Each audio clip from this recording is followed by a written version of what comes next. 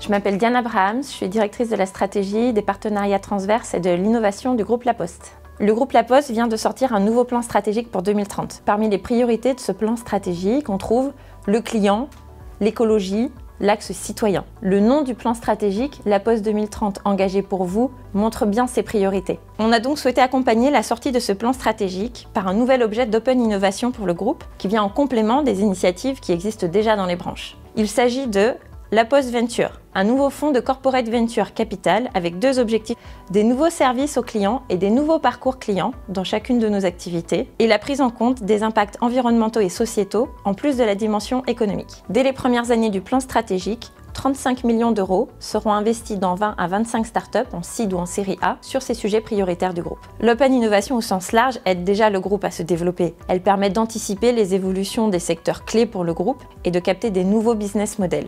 Dans ce fonds plus spécifiquement, notre souhait est d'identifier des services à impact positif et à valeur ajoutée pour le client ou dans son parcours client, de capter des nouveaux cas d'usage à partir de technologies émergentes et leurs nouveaux marchés, d'investir dans des projets plus agiles mais plus risqués. L'entrée de La Poste Venture au capital de start-up peut leur permettre d'avoir accès à nos expertises nombreuses, de services, de produits, de marchés, notre connaissance des territoires, des clients. Parmi nos compétences, une qui nous différencie, nous La Poste, l'impact positif. On est par exemple la première poste neutre en carbone. On peut faire profiter de cette expertise ces startups et nouer des partenariats et des expérimentations.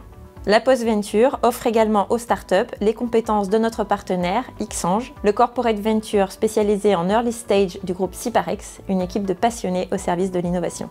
L'avantage pour un grand groupe d'avoir un corporate venture, c'est de s'ouvrir sans a priori à l'innovation. Et comme c'est piloté au niveau du corporate, c'est le faire au-delà des silos des différents métiers du groupe. Et donc ça peut vraiment intéresser différentes branches et permettre de projeter le groupe dans son plan stratégique.